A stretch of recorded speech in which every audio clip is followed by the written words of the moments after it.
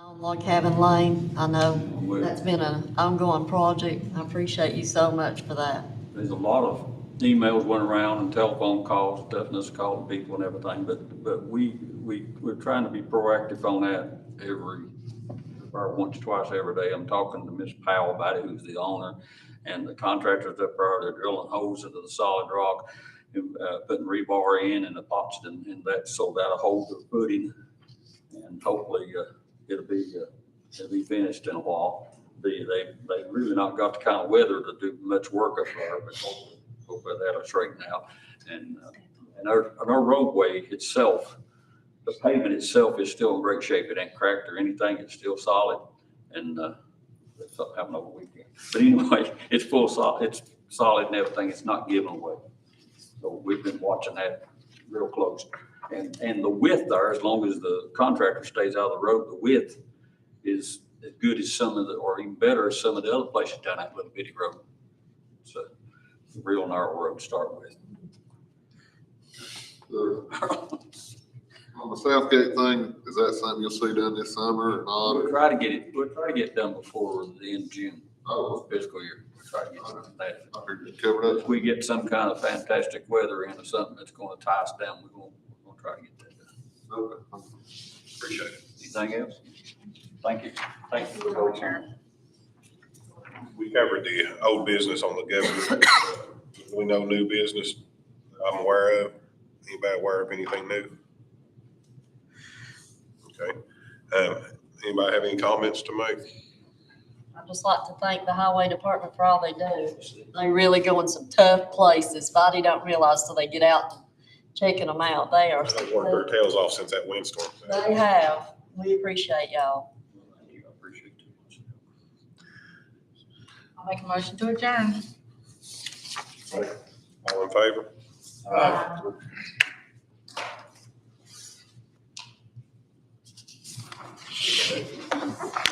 Call to education committee, use the same roll call. I need a motion to approve the agenda. So moved.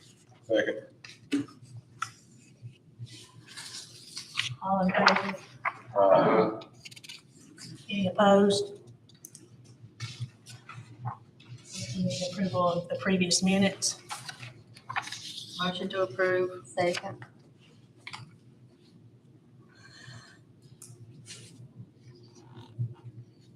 You get, okay.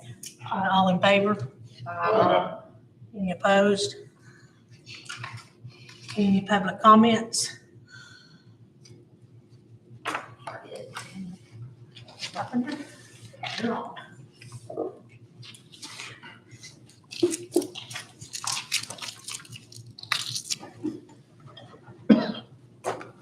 First thing is, I want to say that the road department's awful good to help us too. We have several projects going, as he's mentioned, and it saves us a whole lot of money. So it's good for us and the taxpayers. So we appreciate the COBOL and the road department. Couple of things here. Budget, it's a big thing for us. We have a large budget, and it's the difference with us. We have to wait on these preliminary estimates to be pretty close. Right now, with the new TISA formula, things are a little up in the air as far as your capacity, your local capacity. So we have balanced our budget as of last year's numbers. Now, that being said, that took some tough decisions from our board. I'm sure everybody here knows that, we'll be closing a school building at Kingburg and transitioning middle school students from Little Milligan to Hampton Elementary. And all in all, those changes will come to about $2.2 million in savings, with $2 million of that being recurring every year. The first year, I think it's 2.3 million, or actually 2.4, because about $380,000 of that is ESSER money the first year. So, board made some tough decisions, you know, that's been talked about for many years. So I think that part is definitely headed in the right direction as far as getting our school system streamlined. You know, in last July, I said that we plan on streamlining the school system, and that has started. So our budget will be balanced as of numbers from last year. That is the only increases that we put into that were a 2% step raise that is required, and increase in TCRS that is required, minimum, and a $700,000 increase in insurance premium, and a $925,000 deficit from last year that we kind of inherited. So all in all, the 2.2 from those cuts will balance our budget. Now, I don't know that by, I think, Carolyn, was it April 25th that you wanted to have that presented, or April 25th? I don't know how accurate those numbers will be as far as new dollars that we get in, but we do have our budgeted from last year's numbers. Building updates, we have several things going on. The sewer system for Hunter Elementary should be out to bid this week. I think it's maybe tomorrow we put it out. And then the actual school building for Hunter should be out to bid middle of May, latest end of May. But middle of May is the date that they're throwing out there at us for that to be out to bid. And that will be paid for, through an our ESSER money and fund balance. So we won't be asking for any additional dollars for any of that. We'll be able to take care of that ourselves. Another thing that we have going is actually, something that I think is a really good thing for Carter County in a whole is our CTEC building, because we're actually going to be able to pair with some industry and hopefully get some industry in here to give us a tax base. Because, I know you all are well aware that that's an issue for us. We have workers, we have skilled labor, we train them in the right way, and, you just wouldn't believe how easy it is to sell some of these companies on coming in, training our kids to go to work for them. And, we sat down a month ago with a contractor from Eastman, and they're wanting our top 10 welders at Christmas, $31 an hour. I mean, and he said he could take 150. He said we could take 150. Right now, they're bringing them in. They're paying them per diem to come in. So he said electrical's the same way, but the key is going to be tailoring our curriculum to what they need. So we're going to be able to graduate kids that have a certification, but their skills are also tailored to whatever that specific company needs. So, I think that's really going to pay off for us in the long run. First step is we want to get some people to work. Long term, we want people to come here and have, because if we have the workforce here, that's what's hard to get now. And we have people who are good workers. We have people who are smart, and lots of our students, they want to work with their hands, and we want to use that for their advantage and for the whole county. So that's coming along. That will open. We're on track to have that open in fall.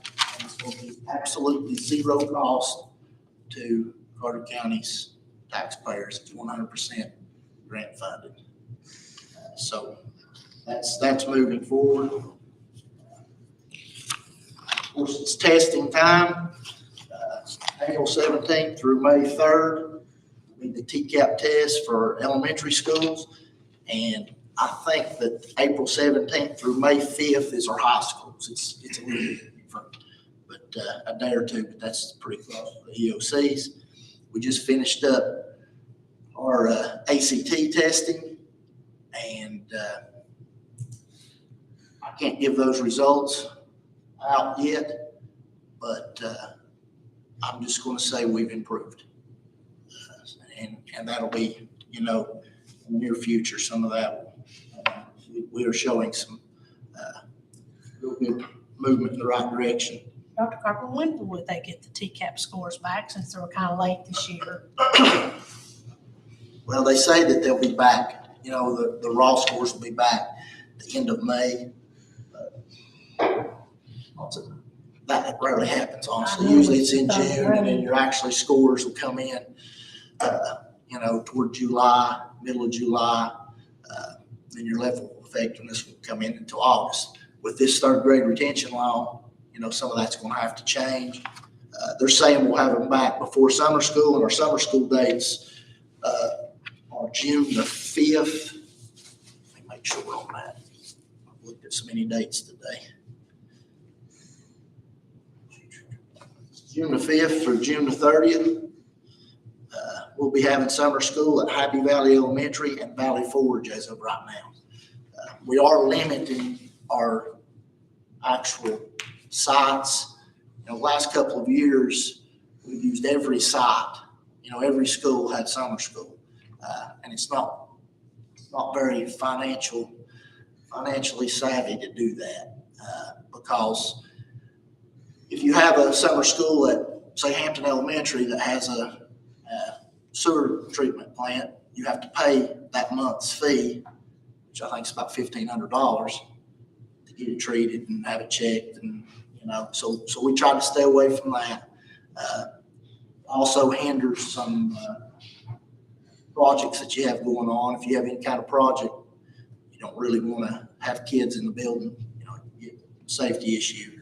So we are going to limit to 2 sites, possibly 3 if we had an overwhelming turnout, which we have usually.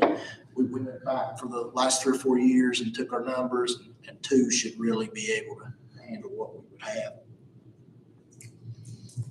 That's kind of things up to date as general oversight. If anybody has any questions, I'll be glad to try and answer them. How many employees are at Kingberg and students? At Kingberg, hold on just a second here. Total employees or just? Yeah, faculty and teachers. I'm just curious what the ratio is to the students, and then the same thing, kind of curious about the Little Milligan, because I know there's not many students that go to Little Milligan.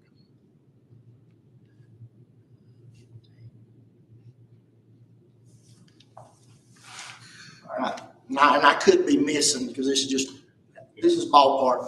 It's about 16 teachers and 26 count paraprofessionals. So 15, about 12, 15 and 12, 27. Total. Yeah, and but that's not counting your cafeteria. Right. Now, what we did on that is nobody's losing their job. That was my next question. We had it lined up where the day after the board voted to close Kingberg, Dr. Bowers at Kingberg, letting those teachers and those employees know where they would be placed. And before we even went that far, I actually had a meeting with all the faculty and the staff and just told them, hey, I just threw the numbers out there and told them where we were at, what our choices were, and nobody wants to see a school close. I mean, that's the last thing I want to see. But at the same time, we were at the point to, there was no other option. Yeah, it's either close that building or do a pretty significant layoff all over the county with teachers. So by doing it this way, the board was able to keep people at work and streamline our buildings down. We've made 25 additional cuts just to the to our workforce, teacher workforce besides Kingberg. Now, Little Milligan's cuts came through retirement. We had 3 teachers there who happened to teach the upper grades. How many employees do you have at Little Milligan? It's probably less, right? Oh, yeah, way less. I guess the question I'm asking, financially, is it worth keeping Little Milligan open also? I mean, could you bus those students to Hampton? Yeah, I mean, you could definitely bus. I mean, I'm seeing a $2.4 million savings by closing that one school. And then you're talking a school that's even smaller than that, still open. One thing about, you have to keep in mind about Kingberg, a lot of the salaries are where your money, savings are always going to be. I'm talking about this for teachers and employees because of your benefits, but also Kingberg had some issues as far as their sewer system. Yeah, I'm aware of that. I'm just looking at the numbers right there. If you could. You're not looking at I think that Little Milligan right now has like 6 teachers. So you're not going to be near the savings from that as far as, there would be some savings as far as to go ahead and do that. But you also have, it's different for a kid that's in kindergarten to ride the bus for 40 minutes and a kid that's in 6th grade or 7th. So that was the big thing with our board. I know that our board was very concerned about our smaller children riding the bus. So I was on the bus an hour and 15 minutes going from Pogie to Little Milligan. So you put a kindergartner from the far end of Pogie, you could be 2.5 hours on the bus by the time they get to Hampton. it's a long haul on some of those roads for. I mean, I was just asking the question, There would be some savings. if you shut it down and you added 3 bus routes to eliminate some of the road time, then you get that back down to a manageable level because you can do it off the savings from not operating as many schools. But then you've got to, say if you had 3 bus routes, you have to buy 3 buses up front. That's about $140,000 a piece. So, you're looking at $420,000 up front just for your buses. You got a full-time bus driver with benefits. So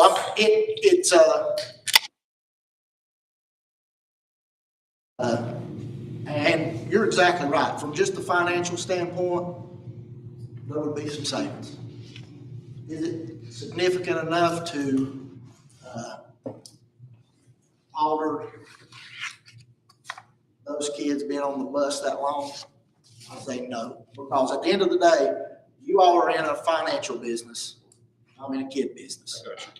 So we do have to look at that a little bit because, I'm all for, I want to save taxpayers' money, and I hope that, and I know our board does, and I hope we're proving that by making some of the decisions we've made.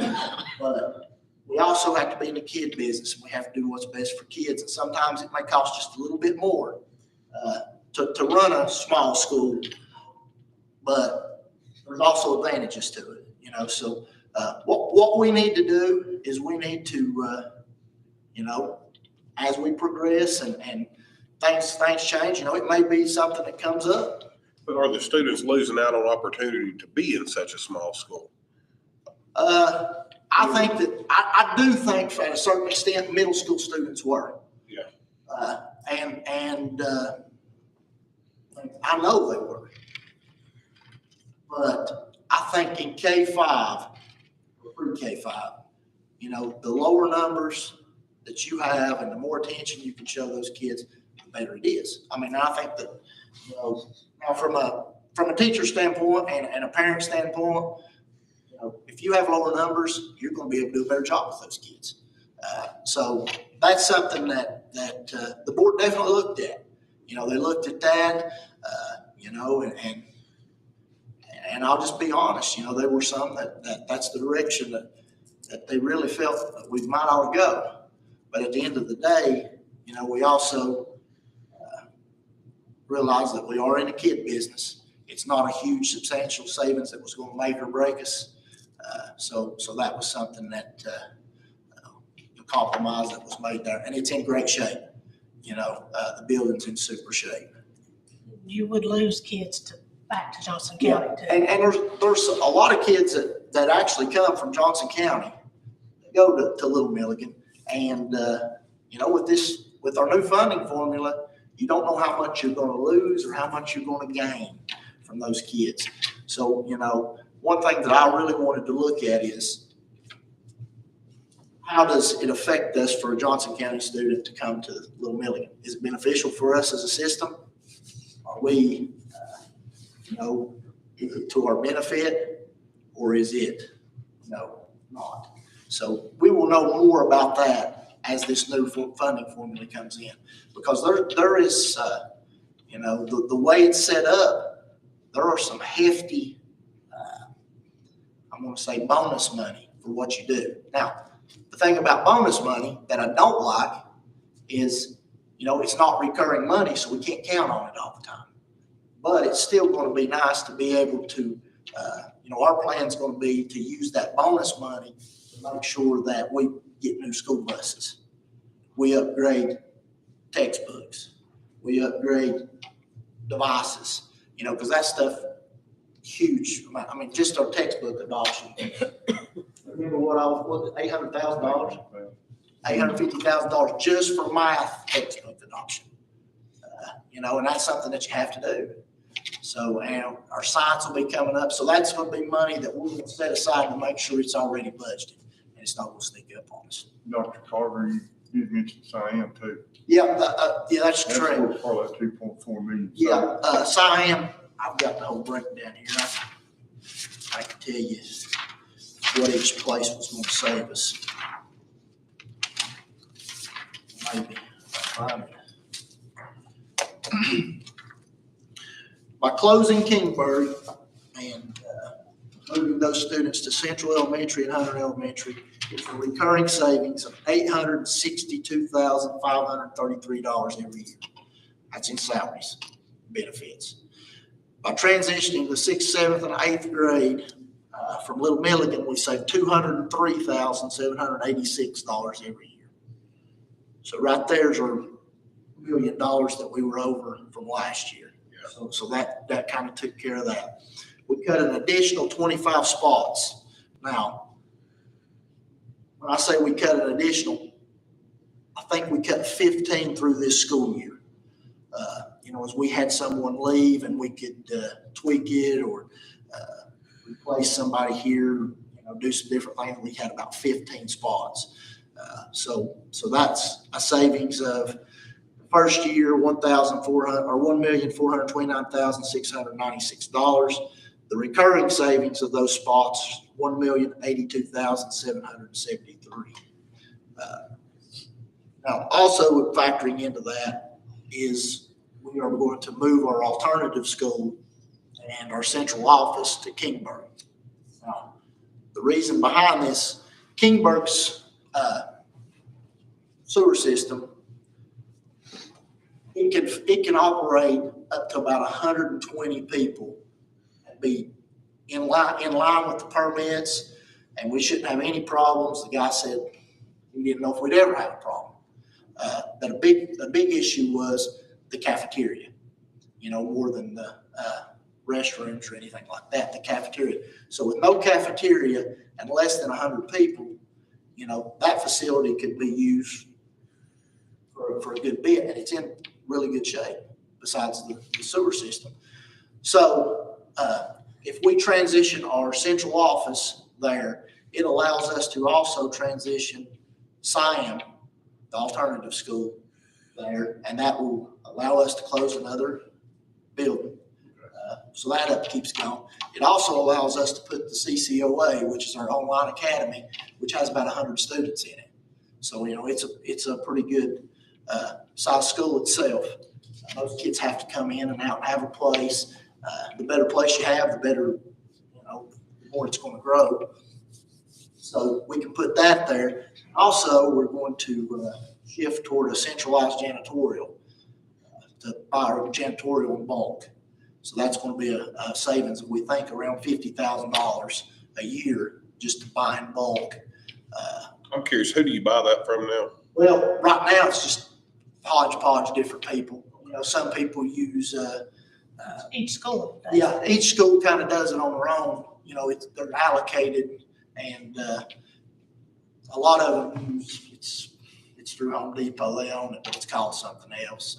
Stanton or Now, a lot of them used to use Stanton before they went out, but they're out. they're out? Yeah, Granger, MSC, Fastenal, somebody like that. they're just different people. You know, some of them use A&W Supply, and some of them use, shoot, I can't think of the name of it. Oh, that's all right. But anyways, it just depends on, you know, each principal does their own. So if we buy bulk toilet paper, bulk paper towels, That's a smart idea. so we think it'll be a big savings for us. You know, the first year, we're thinking, you know, $45,000-$50,000, maybe a little bit more. But as we, you know, get better at it, of course, we'll hate to see a bigger savings. You never really had any place to store it. No, we've never had a facility. It's always been. You know, so this facility kind of fits a lot of the needs, you know, and a lot of these things that we're doing are actually ideas that's been passed, that people's had for years and years and years. It's just nobody's, you know, we've never had a board that actually would put it to work. And What's the plans with the Siam property? you know, I'm sure we'll probably at some point auction that off. I mean, it's just, I know that's a really old building and I Yeah, think, but it's in really good shape. is it really? Oh, yeah, it's in very good I shape. didn't know if it's to the point of needing roof or. No, it's in pretty good shape, actually. You know, I've been up there a couple of times this year, and it really surprised me, the condition that it was in. When our maintenance department does a pretty good job. In any of our schools, we have some old school buildings, but they're all in pretty good shape. You know, they do a pretty good job at that with what we have. What about central office? The central office building, that, you know, that's something that, you know, we've decided is, I'm sure it'll probably be auctioned off at some point. I know there's some interest in it, so I didn't know, Right. you know, if you're gonna keep it for It- something else. You know, that building is a really good shape. I mean, you know, it's had newer windows, it's got the new flooring, has all new mini split units in them. You know, it's in good shape. So that's something we definitely will look at. What about our enrollment? I mean, with TCAT and all that, I mean, have we had a lot thinking about moving over or? Here's our enrollment last year. I actually got that because I've been talking to the lady here at the state. Last year, Carter County Schools was funded for 4,426 students. This year, we are going to be funded, our enrollment from the state is, find that here, I've got it on this paper, I think it is 4,447. We're up 21 students, I think is the exact number, but I'll let you know right here. That doesn't seem like a whole lot, you all, but I want to stress that we've been losing We're students. up 21 students. So, So, you know, when I look back, you're talking about, for the past several years, they've been losing 100 students a year. I'm tickled to death to hear that. So we we're up, broke even. we're up 21 students. Even would be a win. Right. So, and So the state fund. But here's as we get our CTEC center going, we will draw kids. I mean, I've been in high schools, you know, I was assistant principal in a high school, taught in high school. And I think everyone in here knows this, but, some kids just want to work with their hands. Yeah. You know, they don't want to go to college. That's not what they're about. You know, they want to do a trade. And some of our kids need to do that right off the bat. You know, some of our kids, when they turn about 18, they need to help pay the bills. Some of them need to help pay the bills when they're 10. You know, that's just the fact of the matter. But as we really work this program and mold it and make it what it can be, I really think that our kids are going to be the first to benefit. You know, and that's what it's all about for me. But the second factor that's going to be the county's going to benefit, because we're going to start getting some of these factories, or I call them factories. There's no more 400 factories going to come into Carter County, but there's lots of 30. You know, we want 30 skilled workers. Well, you know what? You give us a year, we'll give you 30 skilled workers. Yeah. So I think that we will see that increase as we go, and I look for enrollment to start trending back up. Now, do I think we're ever going to be back to where we were in the 80s and 90s? Probably not. People don't have kids as many, you know. But I do think that we've stabilized, and we will see a steady growth as years to come. No, you're talking about the trades that a lot of the students are getting in. And I know this is probably not a question you can answer. It's just might get some people thinking.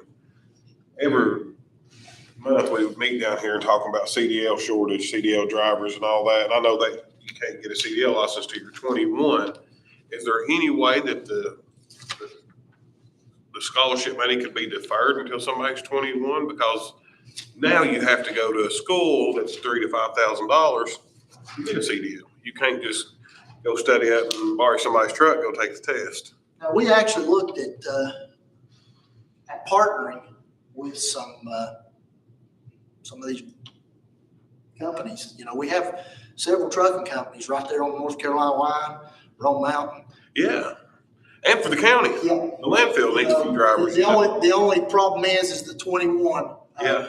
You know, and I don't know that there's a solution to that, but that is something that we have. We've actually taken a look at that, and that issue came up. So it's interesting that you brought that up. But in Carter County right now, population, Carter County, any kind of post-secondary certification, you know, any kind of college, any kind of trade, 22%. You know, so we're graduating 62, I think, in our 62 in our middle college and TCAT in 1 year. So, you know, 62 kids that's getting a post-secondary certification before, you know, and it's not costing them anything. You know, so it's definitely something that I think we've got to build on. It's very interesting to me. I know you all are busy. I don't want to ramble on, but you know, in Maryland they're doing this. You know, if you look in Maryland, they're really getting those kids. They're stressing certifications for their kids, and it's just you know, it's done wonderful things for their kids and their local economies.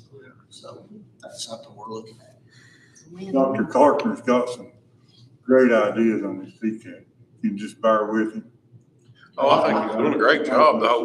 Great takeoff. Yeah, it is, you know, and it's not a competition with our new facility at all, you know, because the new facility, you know, you're teaming with TCAT and you're teaming with Northeast State, and they've got guidelines that, you know, curriculums that they have to go by. I mean, that's just, you know, understandable. They have to go by. You know, when you team with an industry partner, you know, I'm just throwing this name out there, Worley.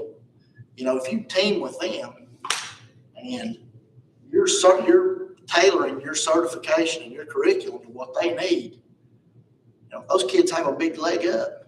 Yeah, go right to work. So they can go right to work. That's exactly what he told me.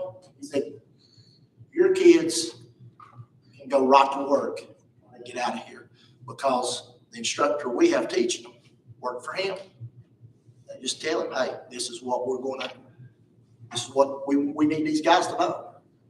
You know, if it's round, how real well round pipe, or, you know, just just different things. So, I think that that's gonna be a great thing for us moving forward, for our kids. And it's gonna get people who, our kids who have always went to work at these places are gonna be able to go in and make more money. Instead of going in here, they're gonna be able to go in here, you know, and it's gonna give them a little bit of a leg up, which is what we wanna do. For years, we pushed and pushed college, and now it's backfired on us because now. Oh, that's all I heard when I went to high school. Yeah. You ain't gonna ever make no money if you don't go to college. You gotta go to college. You gotta go to college. Yeah, You know, and here's the thing, back on us. and college for some people, that's what It they do. was, but it wasn't for, But for- not for everybody. But for everybody, it's not. And it's not for society in whole, right, in general, you know. We've got to the point Well, where, college now is not like college was 20 years ago. too. that's right, you know, and we have a Mason that's doing a little bit of work for the school system. And I was talking to him, he said, you know, you just can't, he said, it's a dying trade. Oh, yeah. He said, I can just about name my price because nobody can get it done. So, I bet for sure. you know, so it's some things that, and it's interesting. A lot of kids, you know, a lot of our kids, that's what they want to do. They want to be able to come in as a junior in high school, take their math and their science and their ELA, and we can do that through, one thing we're going to be able to do is we've got a classroom on site where they can do those prerequisites and then go straight to work and get their training in. You know, they're not going to have to sit there half the day doing those courses.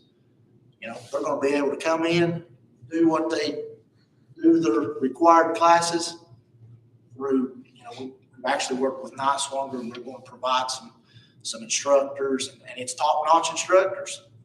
You know, it's not costing us. We're able to come do that, and instead of getting 55 minutes in welding shop that day, they're going to get 2 hours of required stuff and 5 hours in welding or Kubota or, you know, just whatever. You know, and that's another, you know, the Kubota diesel mechanics, that's another program that we have. I think we're only one of 16 or 17 in the United States that's going to have it, systems. So we may be able to turn out some workers for you. I need them. I'd ask you about the tuition from Kingberg students. Did you ever find out? I did not. I actually asked about that and I never got an answer. I can't get an answer from anybody. I would think that it goes by address. I don't know that for sure, but I'll keep, yes. I live in Kingberg, so I can tell you, because my daughter would normally go to Kingberg. So how it's always been in the past was, in the, I guess, assuming too, That's what they we're. go to high school, it's free. Is that what you're asking? That's what he's asking, but no. No, nobody there. Yeah, no, I mean, I know some of my neighbors and that's how it is right now. I think it's, Yeah, right now on Piedmont Street. Next year, what we're looking at, is what I'm looking at. because there won't be kids that are, Yeah, they won't Oh, be I see what able to do you're that. asking with Kingberg. I think it'll go by address for them.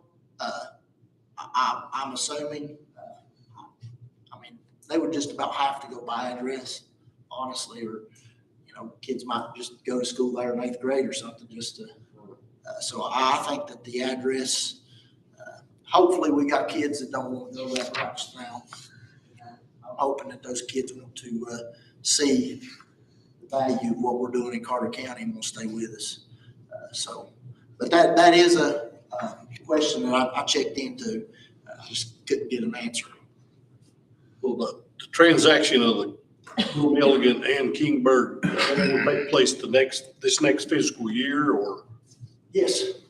You know, when school starts back, in August, those kids will start at their, and those kids have been notified in writing, their parents of where they would go. And actually what we're doing, if you live in Kingberg and you're zoned for Hunter, but for whatever reason, they don't want to go to Hunter. If they want to go to Hampton, they go to Hampton. As long as, you know, we can't provide transportation for all those kids.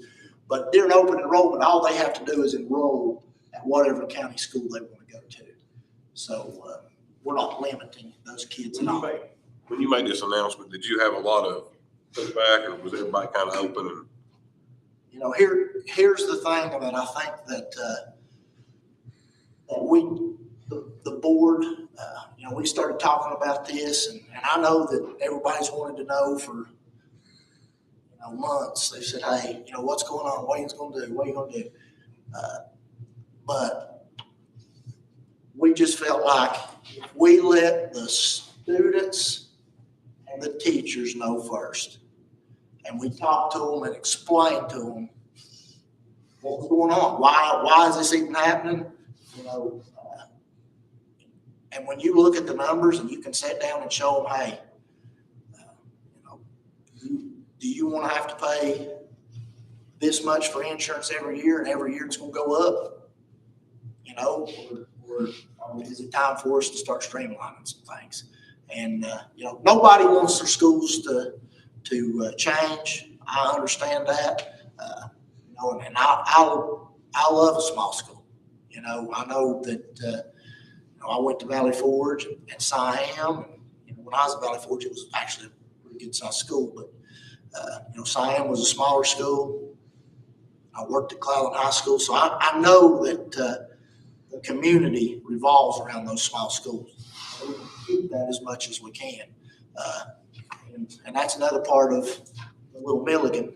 You know, we want to keep the community as much as possible. As long as it is feasible and it is financially within the realm, we want to do that. So, you know, that's kind of where we were at with that. Anybody else? Are we still set for the last day of school to be May 25th? Let's see here. Dr. Hicks, you want that summer school schedule? I think that is right. Yeah, I think it's the 25th. That is wrong. Don't put that in the paper because I might be wrong. But then you're saying, then summer, I was just making sure because of what we're doing. So June the 5th through June the 30th would be summer school. Is that what you said there? And that would be Happy Valley and Valley Forge, you're thinking? So I know a lot of the extra food programs are over because of the COVID thing. But at this point, is there anything that will you be supplying at these schools where summer school is, or is it only for kids in summer school? Do you have any idea about any food for the kids in the summer? I do not have a definite. That's kind of a little bit up in the air. But I know, I think I spoke to you last year about this, and I actually had a discussion with Lindsay. I know she's working on some, you know how it is as far as there are certain guidelines. But what I will do is I will get with her tomorrow, and I'll try and give you a call and let you know what it looks like. She probably don't have a definite, but what it looks like, how that's trending as far as what we can offer. These programs that you're talking about, you know, like welding and all this other stuff back years ago when me and Keith growed up, a lot of us in your stuff building trade and all that stuff, and it worked perfect. You didn't make a whole lot back then, but still you had a good trade, and later on you build a good trade. Build a whole house by yourself, you know. My brother did, you know, he took it. My nephew, he took up your vocational, he took electrician, and now he's over ETSU over there. He's the main one over the whole building, so he got his own crew under it too. It pays off in the long run. I mean, I know that that he actually lives up near Jason. He went to Hampton High School, and I think he's over the maintenance department at Appalachian State. It's my brother-in-law. Yeah, that's right. You know, so we are turning these kids out. But the part that kind of bothers me some is they have to drive a long ways to get the jobs. And I think we can shift that around. If we make it more attractive for some of these places, we might be able to snag a few of them to decide to be here.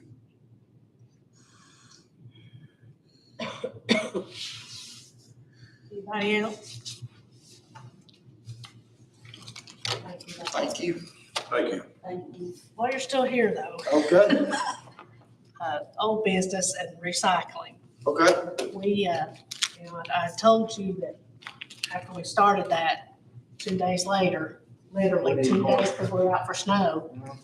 And then they called, wanting to know, how to get this delivered because it was already filled up. So we're working on getting more bins in the schools. And Benny's working on picking them up and trading them out. We just have to get more bins to rotate out. all right. So here's probably what we need to do, and I meant to call you and talk to you about this, is probably need to give us a number and say, if we had 75 of these things, we could rotate them at this schedule. You know what I'm saying? And then that would give us, we can make that happen. That's not going to be a big deal at all. It's so It's just- heavy, because at first I was like, well, let's put them, let's look at getting some dumpsters and put them in the dumpsters. But then when I talked to Benny, he was like, no, he said it's so heavy Needs to be picked up. that, we can't, but using the bins, and he can roll them up onto the trailers Okay. and rotate those out, Okay. So that's what we need to know is, So- we need to know the process of how we're going to do it. And the reason I want to do that is I want to make sure that that we get in the habit early of it working good. Because, if we start out and we don't do it good, this thing. But if you can just come up and say, hey, I think we need 50, and if I need to take a supervisor and just say, hey, get with Ms. Collins and Benny and work out a plan as far as what we're going to do, I can do that. We can kind of just develop this plan, but I think we need to sit down and say, we need 75 containers, and every week they just rotate them out, or every 2 days, however often it takes. Well, I know the middle of the year was not really the best time to But start it, and I really feel like we start in the fall, and, you really. we got our feet wet, and I think if we get a plan, have it set, and we start out right, I think it will work. Because I was shocked when some people called that fast. And there's a lot of teachers that want one in their classroom, specifically just for their classroom. Right. So we'll work on that, because there's money. We're just throwing money away. That's what we're doing. Not only that, but we're having to pay to have it taken off. Right. So we're losing money, actually. So but that was in old business. So right now we don't have any new business. Thank you. Thank you. So is there any commissioner comments?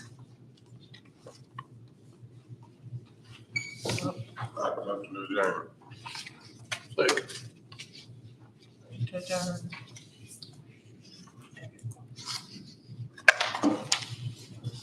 Thank you.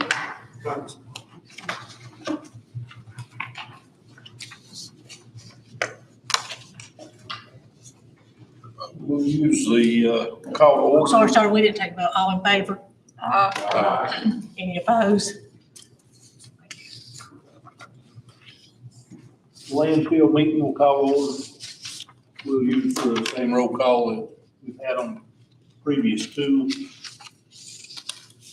Do I have an approval of the agenda?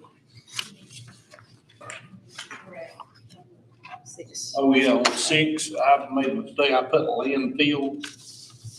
We should have said budget on the whole business.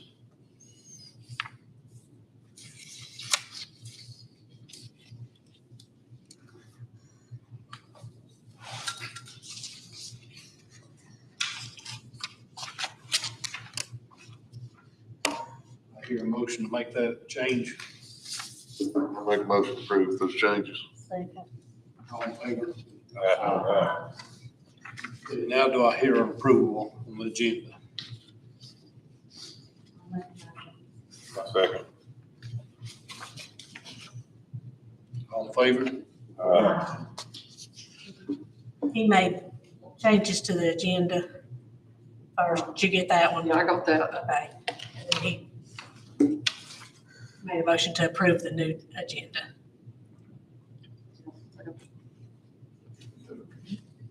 Did you get who did it? I'm sorry. Did you get who? Steve and Nancy for the, Did you do one? I second it. Okay. was there 2 votes? One for the change Yeah, and just, yeah, that's what, when you looked up at me, I thought you. First, the change, and then we changed it in the second. Approval. and who made the motion for the agenda? Nancy. I think, was it you? You seconded I it? thought I said. I didn't make I thought you did first, and you said. I made seconded it. Oh, I didn't make the motion. I'll make the motion then.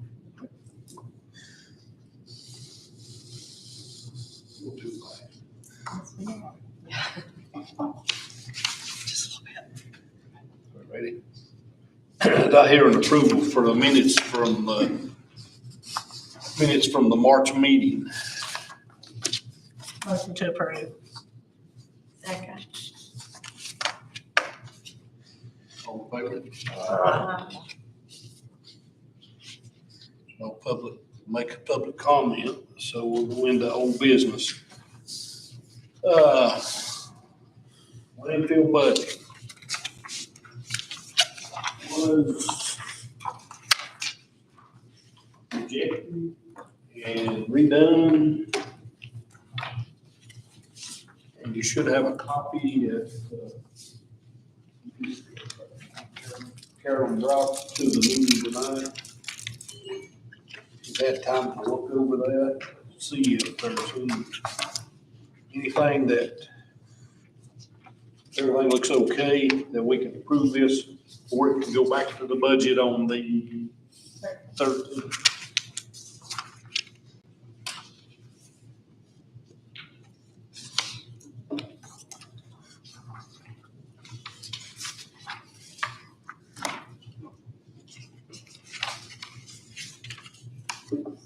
Karen, you want to kind of explain what changes that were made? Because I think Nancy and I were the only ones at that budget meeting. Okay, I'll do some of them and I'll defer to Vinnie on a couple. So on the revenue side, there were some additional increases in the lease rental lines and in the sale of recycled material. The recycle is hopefully going to be a pickup from what you're working with schools to try to get going. So we're hoping that we'll pick up from that area.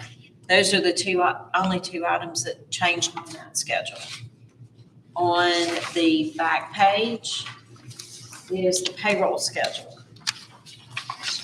You'll note the other one had additional positions in it. Those have been taken out. So the blue lines basically show positions that were eliminated. 2 of those were already vacancies. The other one was someone had resigned and we needed to take out an additional part-time person, so we took that out. It does still show that we're 1 different, but there was someone who was hired, and Benny, correct me if I'm wrong, that is a part-time truck driver, and he had been an employee and decided to come back. We have issues with keeping truck drivers. And then there was a part-time position added to help out in the office due to a staff illness, correct? Yes, ma'am. And that person is still currently there. So that's what that differential is. But otherwise, everything else that's been corrected. We are gonna go back in and just check account numbers with individual people. Of course, this doesn't have any names or anything in it, just to make sure that people, because we've had some positions move, people move around doing other things as needed. And so we just want to make sure that they're being posted, the payroll's being posted in the correct account number for the position the person is currently in. So we'll go back and check that. But from this budget standpoint, this is what. We did that. I mean, we met and talked about it. The other 2 things that I can speak to, the insurance was reduced to 8% from 15%. That will go through financial management and budget this week and next week. And the retirement went from 8 to 6. That will go back through both of those committees as well. went ahead and made the changes on here, even though it hasn't been approved by those two committees. But I don't think there'll be any issues with that. I want to go ahead and make this so that he could come back to budget on the 13th without having to wait or have to do a special call meeting for this committee. Vinny, you want to address the other couple of things? I went through last week and got some things out of my budget that I put in there to satisfy the budget committee. I just hope at the end of the year we don't run out of money. He did take out some of the overtime and I put it back because I felt like they needed it under the circumstances, so. We talked about it today and Yes, ma'am. I don't think that was intentional, so we'll put it back. The budget committee had asked him to go back and see if there was any other places he could cut since we were over so much. So Benny did the best he could. I mean, you don't know what prices are gonna be on some of the things, so he cut what he could, but some things just can't cut, so. And we had two salaries duplicated in there that were in two different spots, and I didn't even catch it either. Even sitting through the budget committee, I still kept hunting for it to see where it was until you pointed it out. So that helped a whole bunch on our. You notice on the next to the last page, I put on there the differential and the ones that were at that meeting, you know, that number was pretty good size and you see what it is now, so. A good amount of work to get it there, but it's there now. Thank you for doing that, and Benny, I know, thank you for making those cuts too, because it, Yeah. 300, wasn't it around 300,000?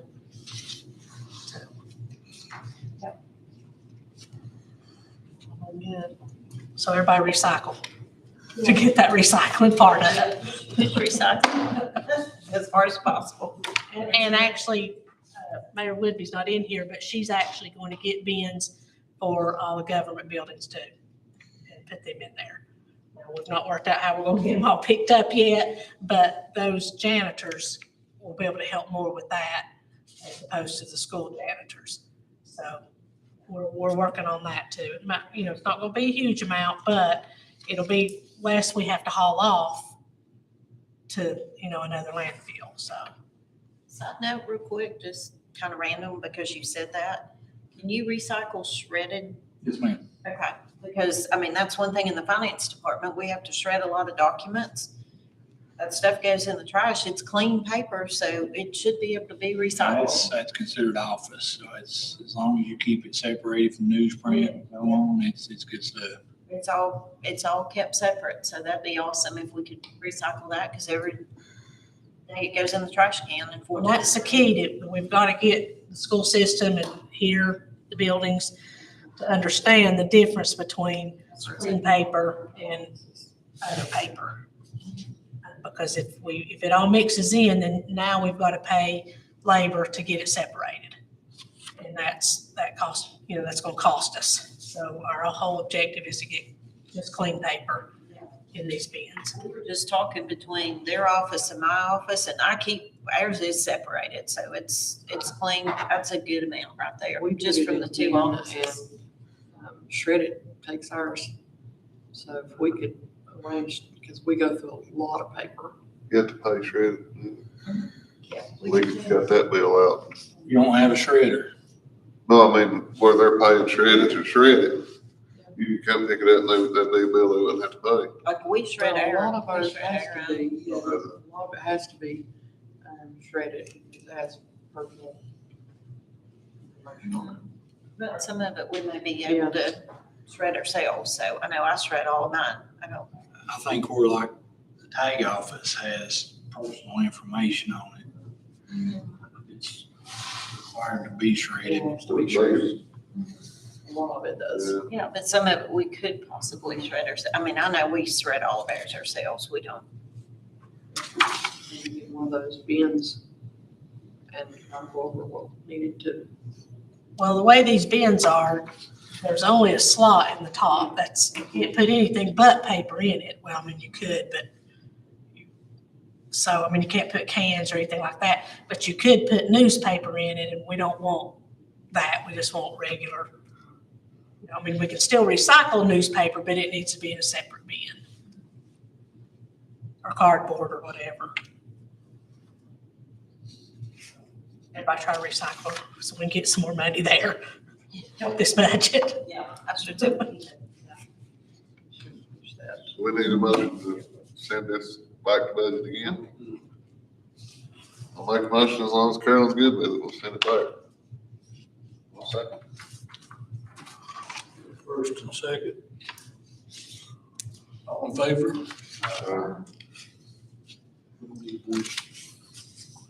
No, I'm not sure. I wanted to ask some questions. Just before you start, we need to, since it's. I think anytime there's a question, I think that we're more discussion. Okay, so Carolyn, I'll address this question to you. On the back page, what you have in red letters, that's the changes you've made since the budget committee met. Okay, what is the WC percentage? I don't know what that stands for. So we have to pay workers' comp insurance. And so I went back and looked at historical, and it was about half of what I had in there budgeted. So I went on and changed it for this department. So it increased 0.15%. No, it wasn't 3. It wasn't 3%, and I changed it to 0.15. It wasn't 0.3. So you cut it in half. Yeah. The decimal, probably wrong, I guess. Yeah, I started saying, it's such a small thing, it's a very minimal change anyway, but I mean, we were looking for nickels and dimes and quarters and anything we could find, so I went back and looked at history and that was a reasonable change based on where we were historically, so I changed it. Okay, so then I noticed one of the, well, no, that's a, hang on, let me get my act together. So I was looking at the highlighted yellow. So we still need a truck driver, but that position has not been eliminated. Ma'am, we still need a truck driver. Okay. The people that you hire for, I guess, inside the building up there at the landfill, have you replaced any of them recently? No, not the ladies, no. Okay. Cause I was gonna say, if we replace another position, maybe we need to make sure that they have some accounting training or something like that.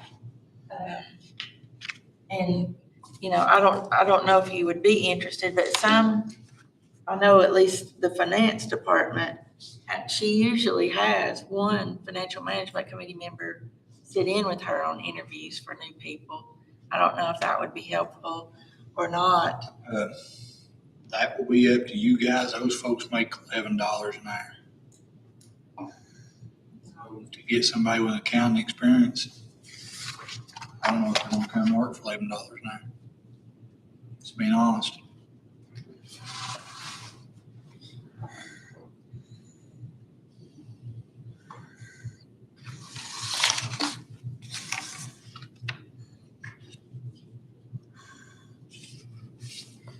So what is the primary cost that went up, Carolyn, so that we are 79,000 over last year? What, was there any one big increase, or is it kind of just spread out? It's spread out, and maybe a little bit more with utilities, more for the insurance, because the insurance did go up. That was probably the 2 biggest drivers. I mean, there were some other really small things that went up. Crushed stone went up. But that's needed for that turnaround. It's the demo area. Okay. And machinery parts. That was the other bigger one that went up. Everything else was little bits here and there. Okay. Now, because we don't have an HR person or department, what is the hiring process? I'm not asking this about the landfill. I'm asking about this for the whole county. So let's use Roger as an example. When he hires a new employee, it was his decision to hire him. It's Ben's decision who he's been hiring. So what's the next step that happens after one of these men says you've got a job? How does it travel? For me, I get a hold of Jacqueline in the finance office, and their paperwork takes place as far as setting them up with payroll and insurance packet and all that stuff. I usually put them with somebody that's been there to train them. That's how my process works. What we do and what we need to do are two very different things. I mean, we need to have a new hire packet that goes out that's consistent across all the departments. Needs to have a checklist on it that says, these are the things you need to fill out. These are, so right now, that's getting ready to go through tomorrow night, rules and bylaws. We have to have people sign off about cybersecurity, that they understand what their responsibilities are when they're given an email and when they're given a computer to use. That does not exist. We are trying to kind of stabilize some of that, but with not having an HR department and me just trying to catch as catch can to get some of these things done as I find out about them, it's a little challenging, and every department does things differently. So it makes it a little more difficult, but we really need a more standardized procedure to do that. Jacqueline's doing payroll. That's what her job is. But if we have somebody that goes out on FMLA or something like that, my concern has been since I started that things might fall through the cracks because people just don't know. And we may not find out till well after the fact. Is that your first phone calls to Jacqueline too? What we do, excuse me, after the interview and the person accepts the position, they come in and for about 2 hours talk to Marquita, and she fills out all the paperwork for the insurance and W-4s and the paperwork for testing. And all that, she goes over and everything, and when that happens, it goes down to Jacqueline's office. We keep a copy at our office. We have laws on every employee. We keep up with all the information, anything that needs to go to the office. We have drug testing, of course, and that goes into the files. And we usually have a letter that I sign, which tells which position the person's in, what the salary is, what line item the salary comes out of, first at the beginning, and start person this morning. But that's usually the way it works and everything. But so we handle most of all the paperwork. They're doing it right. Employment, everything. That department is doing it correctly.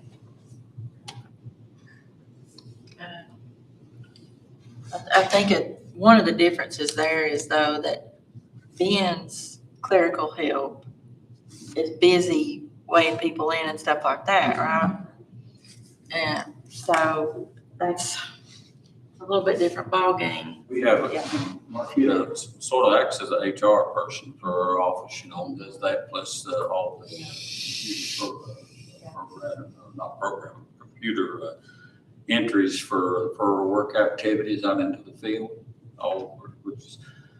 Our activities, what we're doing, the materials, the time, the equipment, the personnel, all goes into a computer system that we maintain at the office, so everybody knows whatever you can. And at any time, since I've been there, probably way before I was there, you can pull it up and anything that comes up or anything.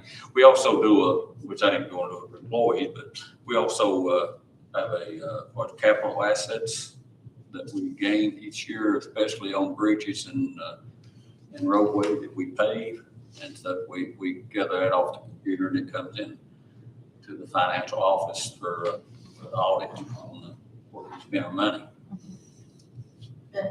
You're not on electronic time sheets, right? They just fill in their own? Paper, but we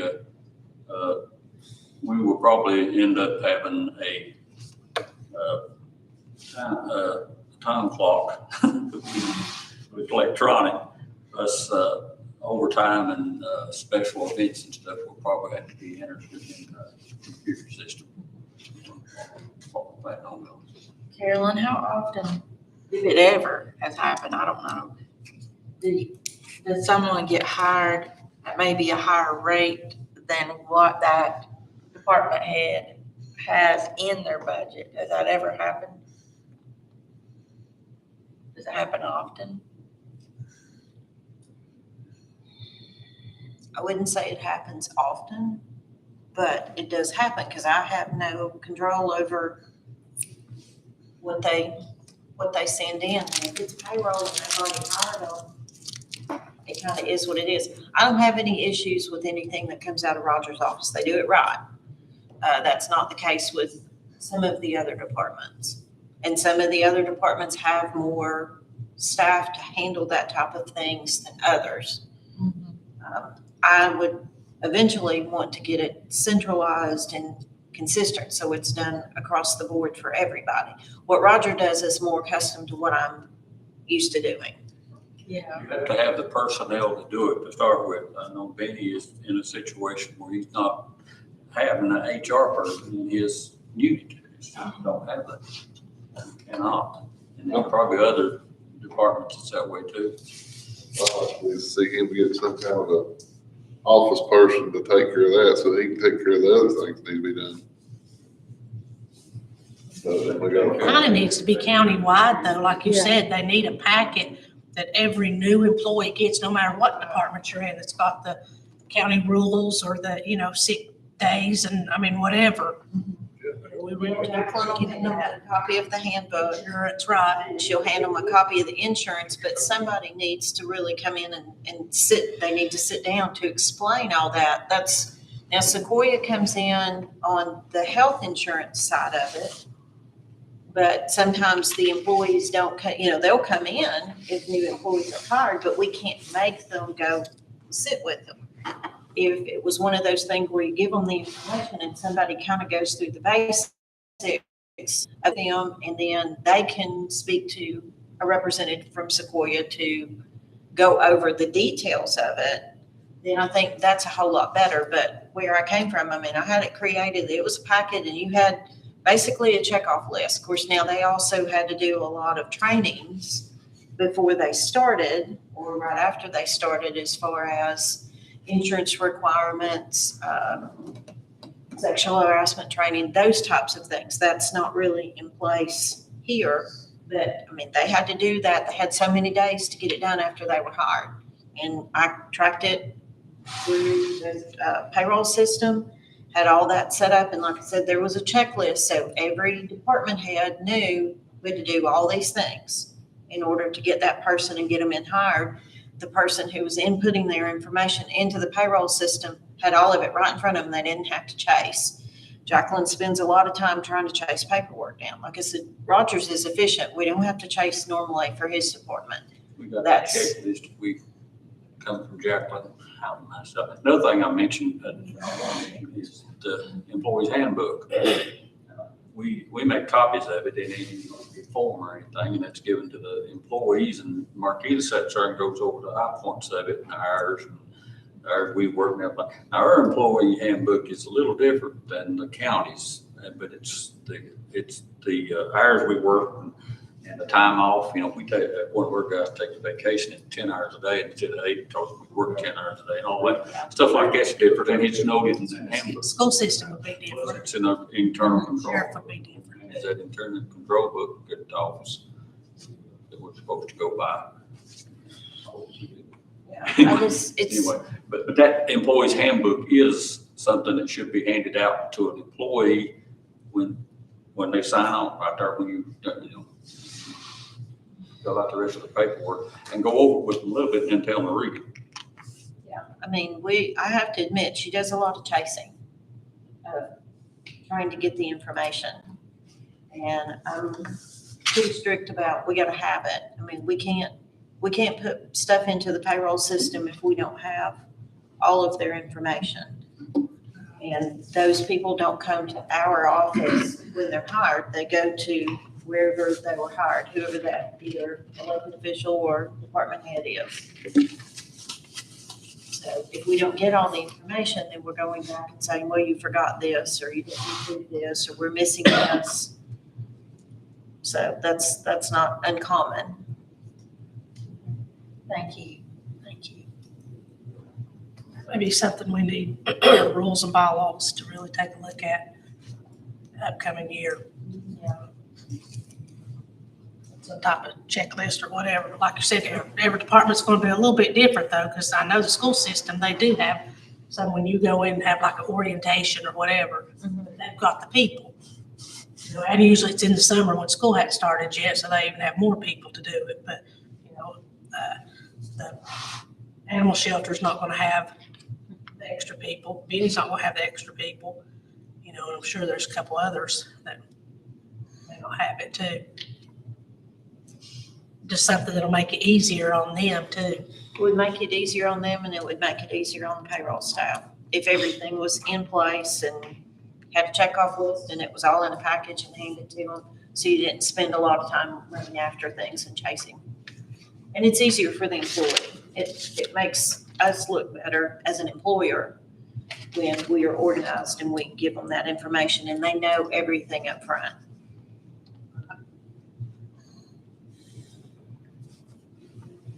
I think financial management needs to take a look at this countywide.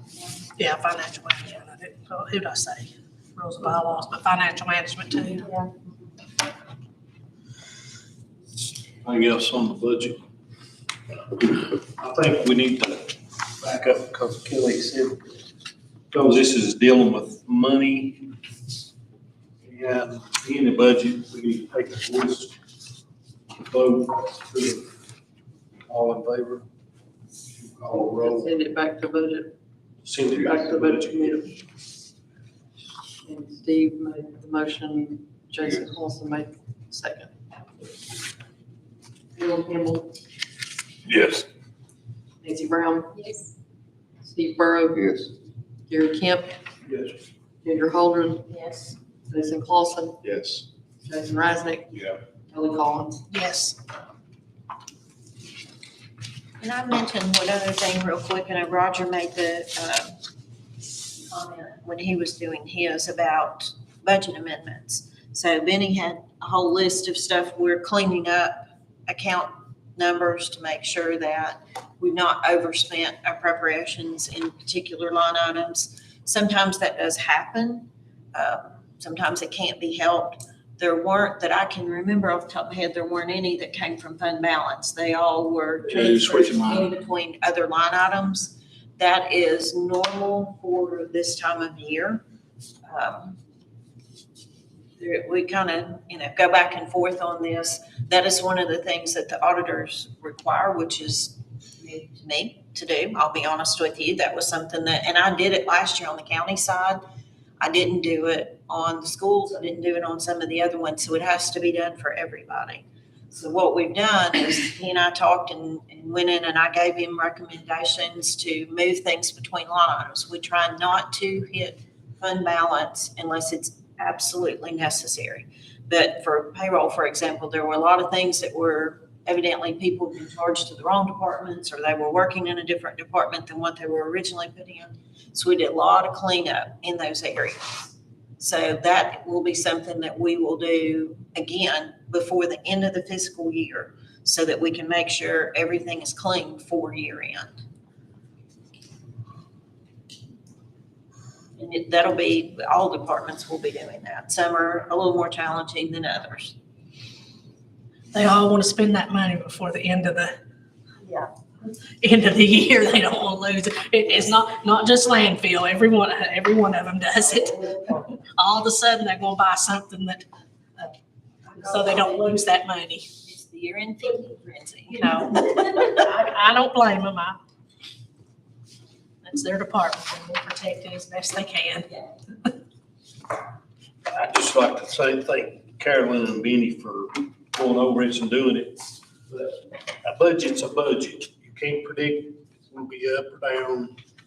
You know, it's something you try to go by. Chances are somewhere down the road, you're gonna need money somewhere and you're not gonna have it. But I appreciate everybody's help on that.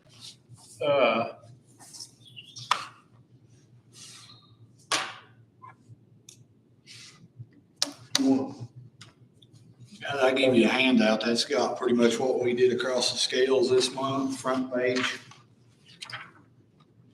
Second page should be our cardboard history. As you can see, it's $45 a ton right now. Is that up or down? That's down. Of course. And then the last page, you can see what Printer's Metal has done. It's also, the third page, I'm sorry. It's also got the total of tons of cardboard sent out plus Printer's Metal down here. How many pounds, and so on.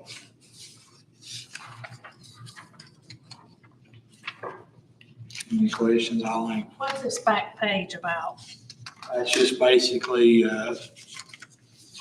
when they called over there to ask, for the month's totals, they was just talking about the way the market goes up and down. They sent that in an email, so that's printed too. Okay. What's the status on the fence? Talk to Keith or him, I'm not talked to Keith, but the concrete guy is gonna be there this week to form. Good. The camera guy has got a death in his family, so he's gonna, if he gets settled, he's gonna call me back, but I've talked to him, but not in detail about what needs to happen. Because he's got a death. Did you say the fence person had a death in the family? I mean, the camera guy.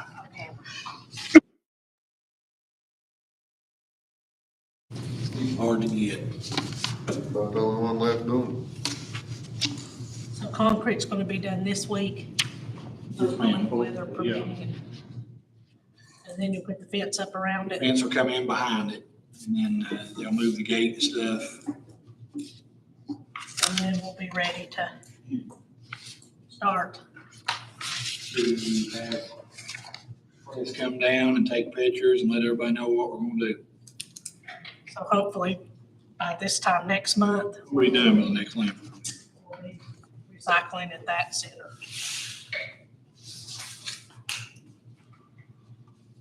And you said that something purchased, they're still using. I think Hud said. Yeah, you come get 30.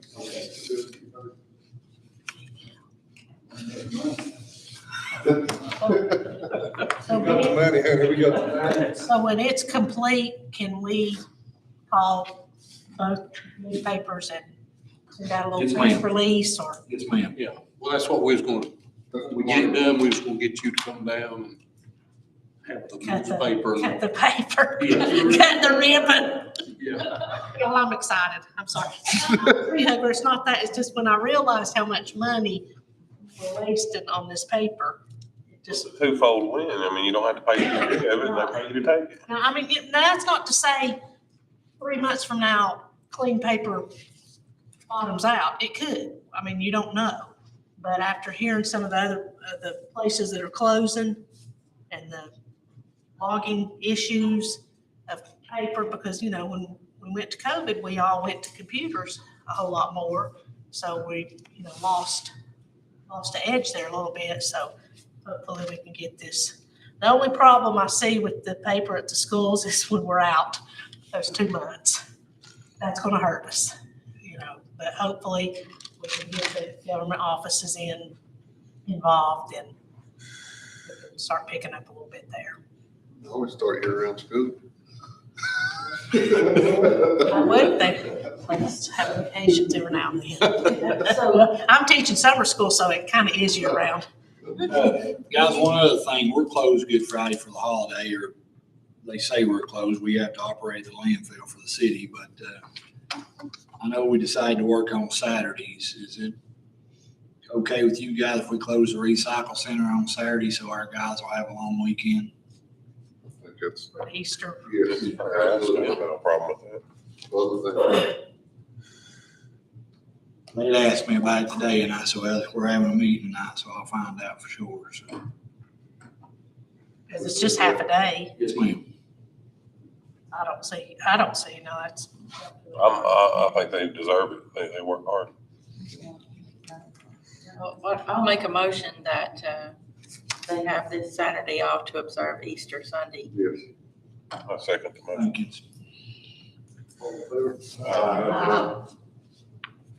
All opposed? Got anything else? And then, Ben, I was gonna ask this, because I've taught high school and I've seen what my kids did previously with paper. So Kelly's answered the problem. It sounds like that they can't put Pepsi cans in there no more. But what if they put chewing gum between two sheets? What if they use a staple in the corner? At what point does that get us, Carter County, in trouble? Staples ain't gonna bother us, and I honestly don't think there'll be enough chewing gum or something generated to hinder what goes on there, because it'll be in such bulk that I don't think that'll happen. Now, these cans, even though they've got slots in them,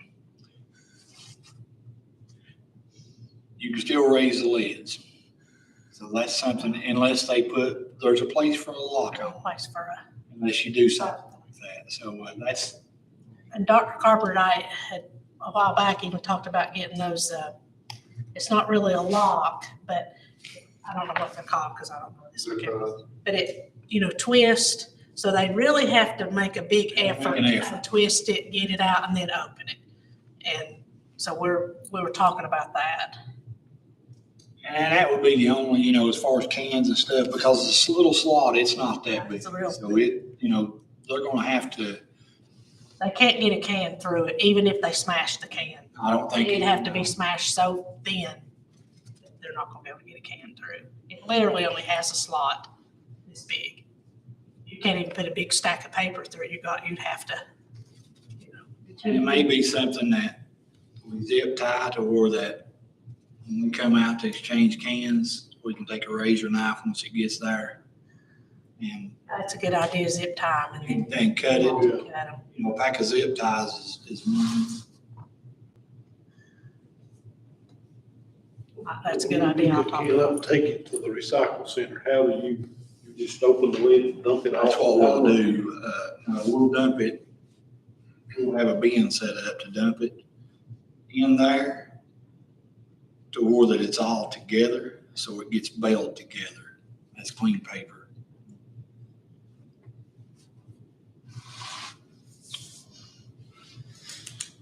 If it gets too heavy in the bins that was purchased, the younger kids can't roll it to whatever designated place we're gonna have.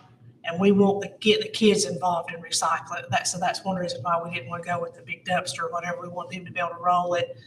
And, I know at Hampton, there's 7 or 8 kids that are involved in this, and they're really excited about it. They've asked me every day, when are we gonna get this bin, to start putting, because they're going around to each classroom now.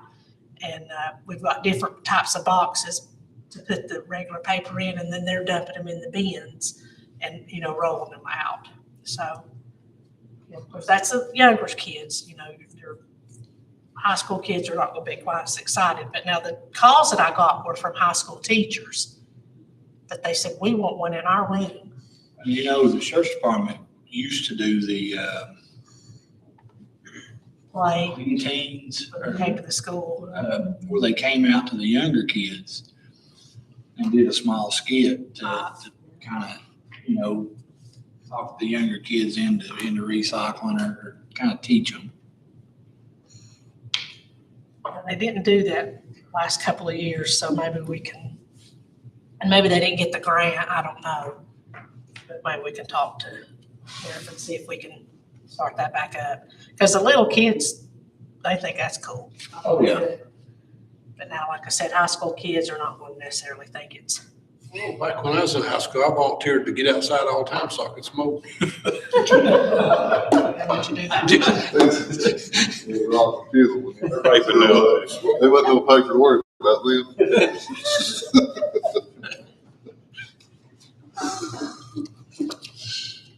Okay, that seems like that's all the old business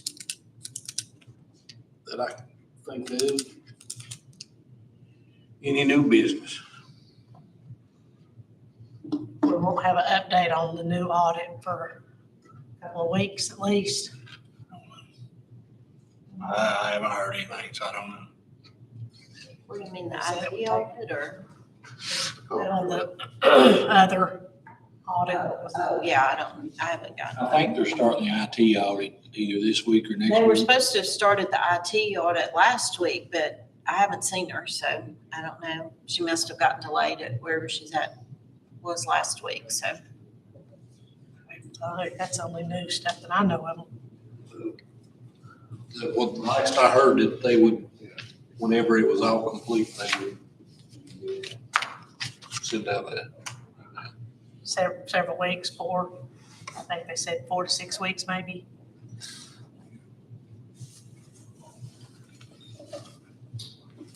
Commissioners' comments?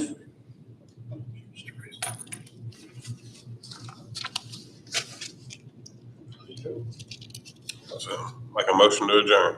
Second. All in favor?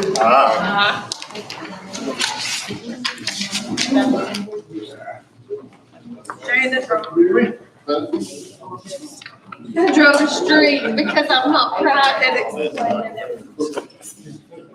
Man, I'll see how you do it. Go check with these. Sure, I'll-